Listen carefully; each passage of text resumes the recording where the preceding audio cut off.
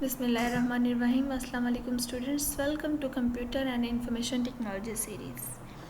Video की तरफ जाने से पहले मेरी आप लोग से रिक्वेस्ट है कि आप लोग मेरे चैनल को सब्सक्राइब कर लें और साथ ही बेल आइकन का बटन दबा दें ताकि आप लोग हर नई आने वाली वीडियो से अवेल कर सकें। जैसा कि आप लोग जानते हैं कि हम लोग जो फिलहाल टॉपिक्स कवर कर रहे हैं वो है डेटाबेस से रिलेट करते हैं। चलें आज देखते हैं कि टेबल क्या है और डेटाबेस में ये किस काम आता है।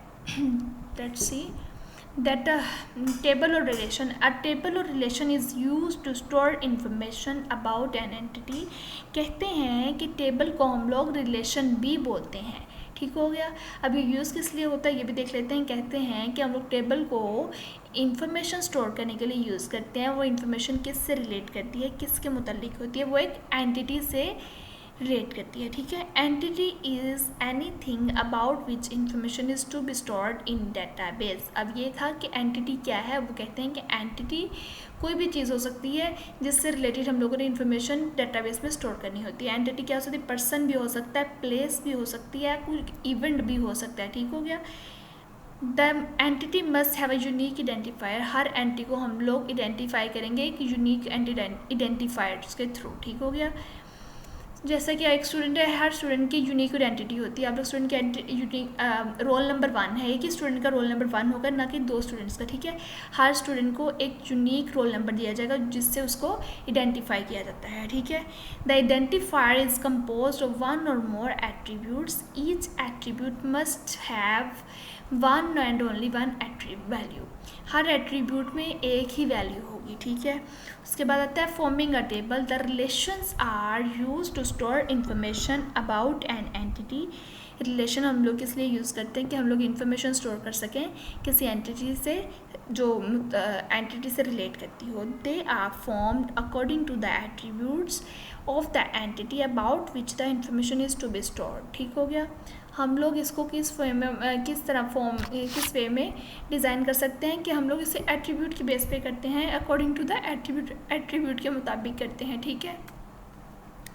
उसके बाद एक एग्जांपल देख लेते हैं जिससे आप लोगों को थोड़ा क्लियर हो जाएगा। Sorry. Suppose the student information system has the following entities. Students की डिफरेंट हम लोगों ने एक स्टूडेंट इंफॉर्मेशन सिस्टम बनाया है जिसमें डिफरेंट एंटिटी हैं। सबसे पहले क्या है, स्टूडेंट है, टीचर है, फिर कोर्स लिस्ट है, देन स्कॉलरशिप है और फिर टाइम टेबल। ठीक हो गया। The student entity can be defined in the form of database modelling as follows. हम लोग डेटाबेस में इस वे में एंटिटीज़ को शो करवाते हैं और ये बात याद रखिएगा कि एंटिटी हमेशा कैपिटल्स में लिखी जाती है और इनमें स्पेस अलाउ नहीं होती। आप लोग एक टेबल देख लें जिसमें एक स्टूडेंट से रिलेटेड उसका डाटा है, स्टूडेंट आईडी है यहाँ पे लिखी हुई, स्टूडेंट्स नेम। ठीक है। ये एक स्टूडेंट्स की एट्रीब्यूट्स हैं। ठीक हो गया। उसके बाद ये बात हमेशा याद रखिएगा कि हम लोग एट्रीब्यूट को कॉलम्स भी बोलते हैं। ठीक हो गया। All attribute are called column of table. All occurrence of record are known as rows. जो भी हम लोग रिकॉर्ड इसमें टाइप करते हैं उसे क्या बोलते हैं, रोज बोलते हैं।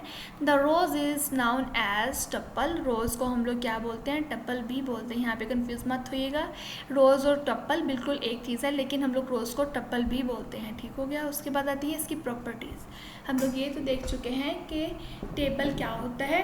अब इसकी हम लोग फर्दर प्रॉपर्टीज़ देख लेते हैं। ठीक है।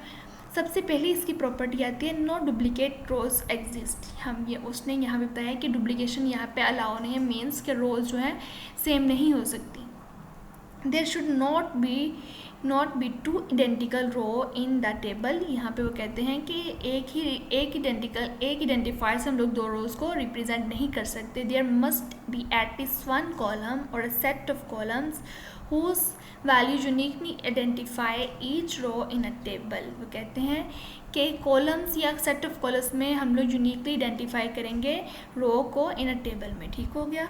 सच कॉलम्स और set of column is called primary की। इन कॉलम्स को हम लोग क्या बोलते हैं, प्राइमरी की बोलते हैं। This property ensure that every row in a table can be identify by specifying the key value. यहाँ पे वो इसकी प्रॉपर्टी ये है कि हम लोग हर रो को आइडेंटिफाई किस वे में कर सकते हैं, उसकी प्राइमरी की वैल्यू के थ्रू। ठीक है। और यहाँ पे जो थी कि वो ये था कि की जो है जो रोज़ हैं वो सेम नहीं होनी चाहिए। जैसे कि आप लोग ये देख सकते हैं कि दोनों रो में सेम वैल्यू है, तो डाटाबेस में ये अलाउड नहीं है। अहमद है तो ये दोनों रोज़ में सेम लिखा हुआ है, ये देख लें कि दोनों रोज़ में सेम वैल्यू है, मीन्स यहाँ पे डुप्लीकेशन है, वो डाटाबेस में बिल्कुल भी अलाउ नहीं है। उसके बाद आता है the order of rows is insignificant, means के ऑर्डर जो है वो बिल्कुल बेमायनी बात है। यहाँ पे हम लोग ऑर्डर नहीं देखते कि वो किस ऑर्डर में लिखी गई है, ठीक है। ये मायने नहीं रखता कि वो किस ऑर्डर में है। The position of row in a relation is insignificant. Position means कि हम लोग रोज़ को किस तरह लिख रहे हैं, इसकी पोजीशन मैटर नहीं करती।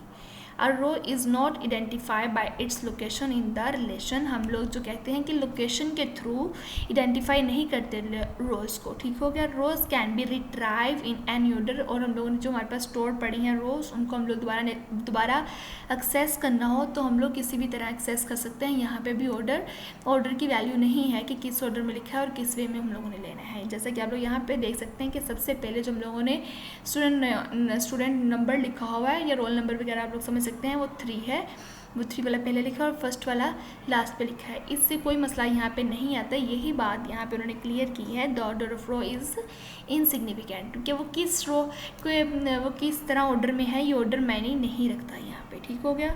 यो आप लोग यहाँ पे इमेज में देख लें कि यहाँ पे पहले 3rd है, फिर 2nd है, फिर 1st है, ठीक हो गया। उसके बाद the order of columns is insignificant, बिल्कुल सेम। पहले उन्होंने कहा था कि रोज़ की इनसिग्निफिकेंट मायने नहीं रखती कि वो किस तरह ऑर्डर में है, बिल्कुल बात यही पे कि कॉलम्स किस ऑर्डर में है ये भी बात मायने नहीं रखती। The position of column is in a relation is insignificant, कि वो कॉलम किस पोजीशन में है, कॉलम में रिलेशन में, ये बात मैटर नहीं करती। A column is not identified by its location in the relation, हम लोग लोकेशन के थ्रू नहीं आइडेंटिफाई करते ना तो कॉलम को ना तो रो को, ठीक हो गया। It is referred by it's name, हम लोग इसके नेम के थ्रू इसे रेफरेंस देते हैं, ठीक है। The columns can be retrieve in any order, हम लोग किसी भी ऑर्डर में इन्हें रिट्राइव कर सकते हैं।